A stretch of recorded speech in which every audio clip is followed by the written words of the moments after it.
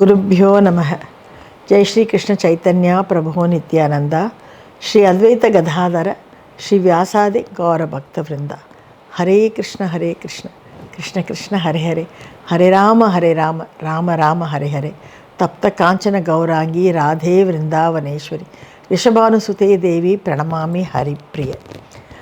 இன்றைக்கி இன்னொரு நரசிம்ம மேத்தாவுடைய கதை. அவருடைய கதைகளில் நிறைய இருக்குது.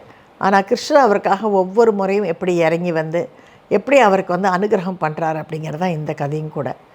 நரசிங்க மேத்தா ஒரு ஏழை குடும்பத்தில் பிறந்து அவர் தன்னுடைய வாழ்க்கையில் பல கஷ்டங்களை பட்டு சின்ன வயசுலேயே அவங்க அண்ணியால் கொடுமைப்படுத்தப்பட்டு வீட்டை விட்டு ஒரு 8 வயசுலேயே அனாதையாக வெளியே அமைச்ச அந்த நரசிம்ம மேத்தாவுக்கு சிவனுடைய தரிசனமும் பார்வதி தரிசனமும் ராதாகிருஷ்ணனுடைய தரிசனமும் கிடைக்கிது. அது சின்ன வயசுலேயே கிடைக்கிது. எப்படி துருவனுக்கு நாராயணர் காட்சி அளித்தாரோ, எப்படி பிரகலாதனுக்கு நரசிம்மர் காட்சி அளித்தாரோ, ஆனால் இவருக்கு அங்கெல்லாம் கடவுள் ஒத்தையாக வராரு. ஆனால் இவருக்கு மட்டும் பரமசிவனும் பார்வதியும் வராங்க, இந்த பக்கம் ராதாராணியும் ஸ்ரீகிருஷ்ணனும் வராங்க. எப்பேற்பட்ட ஒரு பிறவின்னு நீங்களே பார்த்துக்கோங்களேன். இவர் கிராமத்தில் ஒரு சாதாரண சாதுவாக தான் இருக்கார். யாருடைய என்ன சொல்கிறது பிரச்சனைக்கு இவர் போகிறதில்ல. எப்போ பார்த்தாலும் இவர் ரொம்ப அமைதி காக்கக்கூடிய ஒரு ஆள். ஏன்னா பேசினா தான் தொல்லை. பேசாமல் முக்கால்வாசி பார்த்திங்கன்னா கடவுள்கிட்ட போக போக போக நம்முடைய பேச்சு குறையும். இப்போ ஏதோ நான் கூட இந்த டிவிக்காக பேசுகிறேனே தவிர மீதி நேரத்தில் பார்த்திங்கன்னா நான் உண்டு, என் வேலை உண்டு, என் ரூம்குள்ளேயே இருப்பேன். ரூமை விட்டு கூட ரொம்ப வெளியே போக மாட்டேன். அப்போ என்னுடைய பசங்களை என்னை ஃபோர்ஸ் பண்ணி தான் வெளியில் கூட்டிகிட்டு வரணும். அம்மா வாமா வெளியிலனா தான் அவங்களுக்காக போவேன். சரி, அது நம்மளுடைய கடமை, நமக்கு கொஞ்சம் நாங்களோட டைம் ஸ்பெண்ட் பண்ணணும் அப்படிங்கிறதுக்காக. இல்லைன்னா என்னை விட்டாச்சுன்னா 4 நாள் 5 நாள் 6 நாள் ஏன் 1 மாதம் கூட என்னால் மௌனமாக என் ரூம்குள்ளே என்னுடைய ஜபத்தோடு என்னுடைய பஜனோடு என்னால் தனியாக வாழ முடியும். ஸோ இப்படி இருக்கும்போது இவரை நிந்தனை சொல்லிக்கிட்டே இருக்காங்க. இவரை எதாவது ட்ரபிள் பண்ணிக்கிட்டே இருக்காங்க. இந்த மாதிரியான காலகட்டத்தில் அவருடைய அப்பாவுக்கு சாரதம் வருது. அப்படி சாரதம் வரும்போது இவர் அதை பண்ணணும் இல்லையா? ஸோ இப்போ அதை பண்ணணுன்னும் போது என்ன ஆகிடுதுன்னா, சாரதம் அப்படின்னா ஒரு 5-6 பிராமணர்களையாவது கூப்பிடணும். இவருடைய அப்பாவுக்கு சாரதம் வருது. அந்த ஊரில் இருக்கிறவங்க சொல்கிறாங்க, ஏன்னா இவர் எப்படியாவது வம்பில் மாட்டணும்னு அவங்களுக்குலாம் ஆசை. ஏன்பா நரசிம்மா, உங்கள் அப்பாவுடைய சாரதம் வருதே, என்ன பண்ண போகிற நர்சி, என்ன பண்ணுறதா உத்தேசம், எத்தனை பேரை கூப்பிட்றதா உத்தேசம் அப்படின்னு ஒரு பிராமணர் வேணுன்ட்டு கேட்குறாரு. ஐயா, நான் ரொம்ப கஷ்டத்தில் இருக்கேன். ஐயோ, கஷ்டத்தில் இருந்தால் அப்பாக்கெலாம் சாதம் பண்ணாமல் விட்டுருவியா நீ? அது பித்ரு தோஷம்னா அப்படியெல்லாம் விடக்கூடாது, நீ கண்டிப்பாக பண்ணி தான் ஆகணும் அப்படின்னு அவர் சொன்ன உடனே இவருக்கு ரொம்ப மனதில் இல்லை, பண்ணணும், கண்டிப்பாக நான் பண்ண தான் போகிறேன். ஆனால் நான் சிம்பிளாக போய் ஒரு ஆத்தங்கரையில் பண்ணிவிட்டு வந்துடலான் இருந்தேன். ஆத்தங்கரையில் பண்ணுறியா? ஹலோ, ஆத்தங்கரையிலலாம் பண்ணலாம்ப்பா, இருந்தால் கூட பிராமணாளுக்கு போஜனம் போட்டால் தான் அந்த சாதம் பண்ணதுக்கு பலம். அந்த பிராமணாளுக்கு நீ அன்னதானம் பண்ணாமல் அது எப்படி உனக்கு பலிதம் கிடைக்கும்? என்ன நீ சாஸ்திரத்தை மாற்றி ஊரில் எல்லாரையுமே மாற்றி விட்டுருவா போல இருக்கே. ஐயோ, இங்கே பாருங்கள் நரசி இப்படி சொல்கிறான்னு ஊரெல்லாம் கூட்டிடுறார். அவருக்கு ரொம்ப அவமானமாக போகுது, ரொம்ப பயமாக போகுது. என்னடா இது, வாயை திறந்தாலே பிரச்சனை பண்ணுறானுங்களே இவனுங்கன்னு சொல்லிட்டு, இல்லை நீங்கள் ஒரு 5 பிராமணனுக்கு சொல்லிவிடுங்க, நான் எல்லாம் ஏற்பாடு பண்ணிடுறேன். 5 பேருக்காவது ஒழுங்காக போடுவியா அப்படின்னு கேட்குறேன். இல்லை 5 பேருக்கு நான் எப்படியாவது நான் பண்ணிடுறேன், நீங்கள் 5 பிராமணனுக்கு ஏற்பாடு பண்ணிவிடுங்க அப்படின்னு உடனே சரி அந்த பிராமணன் தலையாட்டிட்டு நேராக அந்த இவர்கிட்ட போகிறாரு. அங்கே அந்த ஊரில் தாசில்தார், சுபேதார், இப்போலாம் ஒரு 5-6 பேர் இருப்பாங்க. எல்லாருமே இவருக்கு அகெயின்ஸ்ட்டு. யாருமே இவரை கண்டா பிடிக்காது. அந்த ஊர்லேயே ஒரே ஒரு சேட்டுக்கு தான் இவர் ரொம்ப பிடிக்கும். ஏன்னா இப்படி பஜனை அவருக்கு ரொம்ப பிடிக்கும். இவருக்கு ரொம்ப கஷ்டமாக போயிடுச்சு. வீட்டில் 5 நாளாக பட்டினின்னா 6வது நாள் அவர்கிட்ட போவார். போனால் இவர் கொஞ்சம் பஜன் பாடினார்னா அவர் ஏதாவது தன் கையில் இருந்து அவருக்கு கொஞ்சம் கொடுத்து விடுவார். என்ன ஒரு 50 ரூபா 100 ரூபா அந்த காலத்து காசை கொடுப்பாங்க. அதை வச்சு இவர் மறுபடியும் 1 வாரம் ஓட்டுவார், அவ்வளவுதான். ஸோ இவர் என்ன பண்ணுறாரு, சரி வேறு வழி இல்லை, நம்ம போய் சேட்டுக்கிட்ட கேட்டு தான் ஆகணும், வேறு வழியில் அப்படி யோசிச்சுட்டு இருக்கும்போது பொண்டாட்டி வராங்க.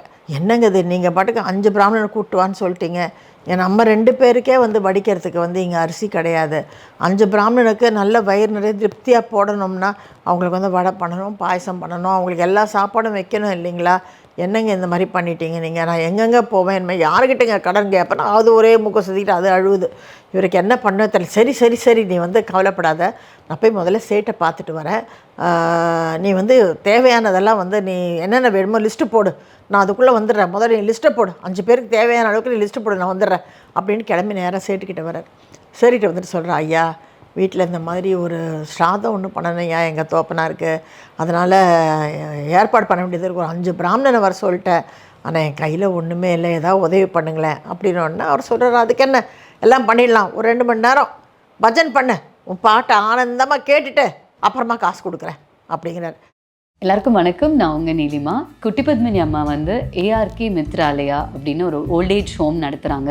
இந்த மாதிரியான ஒரு விஷயத்தை செய்யறதுக்கு ஒரு பெரிய பாக்கியம் இருந்தால் தான் அதை பண்ணவே முடியும். நம்ம எல்லாருக்குமே ஒரு பெரிய ஆப்பர்ச்சுனிட்டி இருக்குது அந்த இடத்த போய் விசிட் பண்ணுறதுக்கு, அவங்களோட ஜாயின் பண்ணி வாலண்டியர் பண்ணுறதுக்கு.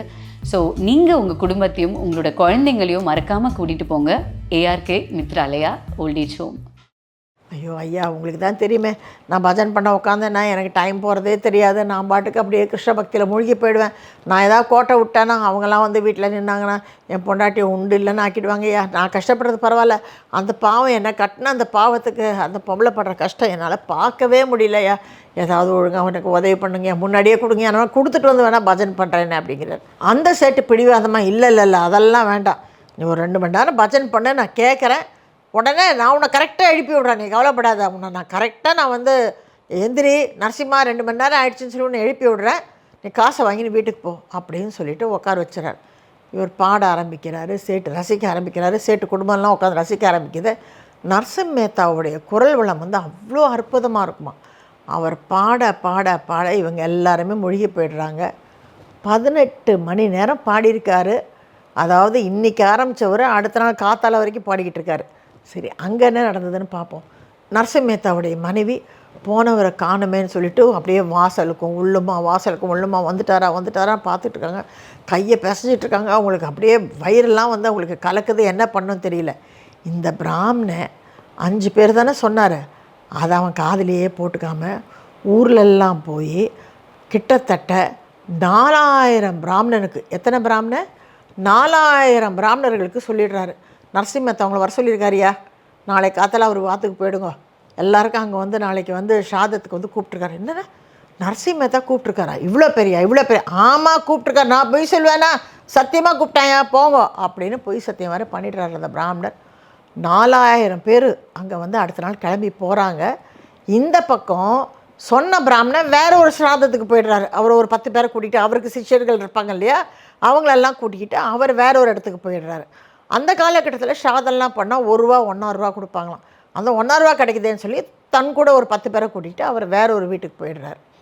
இங்கே அடுத்த நாள் காத்தால 4000 பேர் கிளம்பி வந்துக்கிட்டு இருக்கிறத பார்த்த ருக்மிணி தேவி கிருஷ்ணரை பார்த்து உழுக்குறாங்க. என்ன நினச்சிட்டு இருக்கீங்க நீங்கள், உங்கள் பக்தன் அவன் அங்கே உட்காந்து அவன் பாட்டு பாடிக்கிட்டு இருக்கான், அவன் பாட்டை கேட்டிங்க தலையாட்டிக்கிட்டு நீங்களும் ரசிச்சுக்கிட்டு அப்படியே உங்கள் கண்ணில் இருந்தே தண்ணி வருது.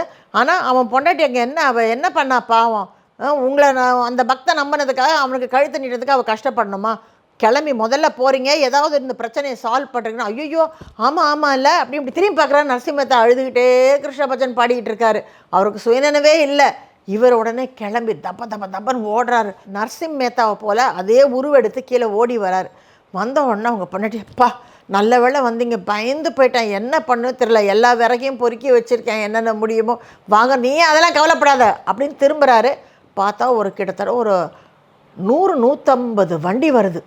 வண்டி பூரா வந்து சாமான், நெய், வெண்ணெய், முந்திரி பருப்பு, விறகுக்கு தேவையான விறகு, என்னென்ன வேணுமோ, வாழை இலை, வெத்தலை, பாக்கு, அந்த பாக்கில் போடக்கூடிய விதவிதமான ஐட்டம்ஸ் இப்படின்னு சொல்லி இந்த பொம்பளை தன் வாழ்க்கையில் பார்க்காத எல்லா ஐட்டமும் வந்து இறங்குது. இவளுக்கு ஒன்றுமே புரியல. 15-20 பேர் அவர் கூட எல்லா ஆளுகளையும் கூப்பிட்டு வந்துட்டார்.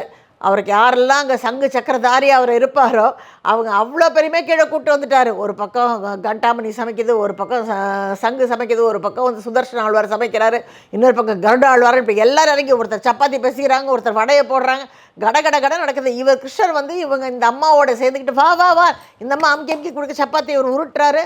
இந்த அம்மாவுக்கு ஒன்றுமே புரியல. எப்படி எங்கேருந்து கொண்டு வந்தீங்க, எப்படிங்க கொண்டு வந்தீங்கன்னு கேட்குறேன். எல்லாம் சேட்டு தான் கொடுத்தாரு, நீ கவலையப்படாதீங்க, நீங்கள் சும்மா இருங்க, நீங்கள் நில்லுங்க போதும் அப்படிங்கிறாரு.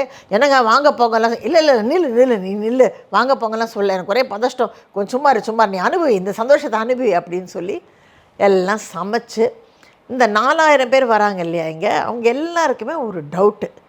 நரசிம்ம மேத்தா ஏன்னா 4000 பேரை கூப்பிட்ருக்காரு அப்படிங்கிறது யாருக்கும் தெரியாது. ஒரு 10 பேராக வராங்க, 10 பேராக சேர்ந்து வரும்போது 10 பேர் தான் கூப்பிட்ருப்பாருன்னு நினச்சா, இன்னொரு 10 அங்கேருந்து வருது, இன்னொரு 6 இங்கேருந்து வருது, ஒரு 5 இங்கேருந்து வந்து, இப்படி பார்த்தா அந்த தெருவில் நிற்க இடம் இல்லாமல் அவ்வளோ பேர் வந்திருக்காங்க. ஆனால் சூப்பராக பந்தல் போட்டிருக்கு. பந்தல் போட்டு எல்லாருக்கும் வந்து வாழையில் வந்து போட்டு எல்லாரையும் உட்கார வச்சு அவங்களுக்கு நம்பவே முடியல, நரசிம்ம மேத்தா தான் இவ்வளோ பேருக்கு சாப்பாடு போடுறாரா, எப்படி முடியும் அவனால் அப்படின்னு. ஆனால் அருமையான சாப்பாடு தான். சாப்பாட்டுடைய சுவை யார் சமைச்சது? கிருஷ்ணர் கையால் சமைக்கப்பட்டது. அது மட்டுமா, கூட யாரெல்லாம் சமைச்சிருக்காங்க, கருடாழ்வார்லேருந்து சக்கரத்தாழ்வார்லேருந்து எல்லாருமே சேர்ந்து பண்ணியிருக்காங்க. சாதாரண விஷயமா அவ்வளோ பெரிய என்ன சொல்கிறது, எல்லோரும் இறங்கி வந்து இவருக்காக சமைச்சிருக்காங்க, இந்த பிராமணர்களுக்காக. ஒவ்வொருத்தரும் சாப்பிட்டுட்டு சந்தோஷம்.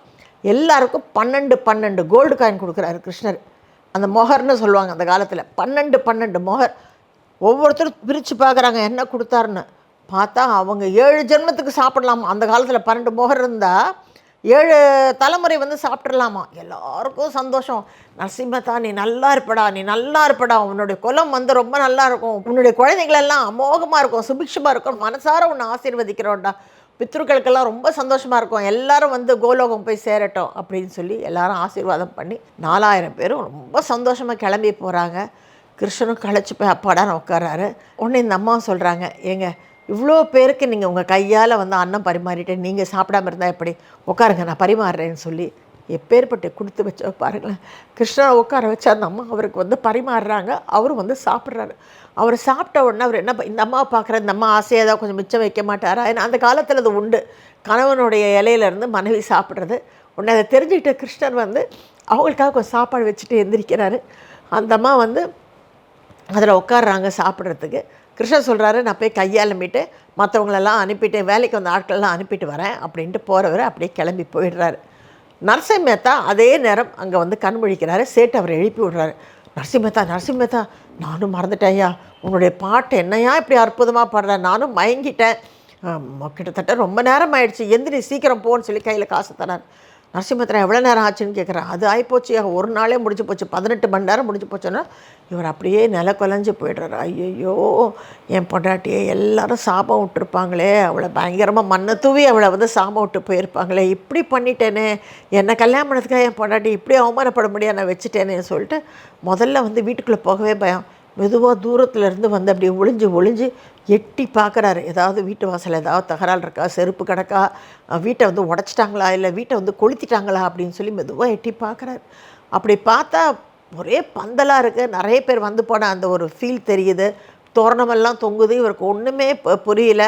மெதுவாக பார்க்குறாரு. பொண்டாட்டி ஜம்முன்னு வீட்டுக்குள்ளே எட்டி பார்க்குறாரு. நல்லா அழகாக வாழை இலையில் நல்ல பார்த்தாலே தெரியுது நிறைய ஐட்டம் இருக்குது. இவங்க சாப்பிட்டுட்ருக்காங்க, பாத்திரத்துலலாம் ஐட்டம் இருக்குது, சாப்பிட்டுட்ருக்காங்க. மெதுவாக வந்து என்ன ஆச்சு அப்படின்னு கேட்குறாரு.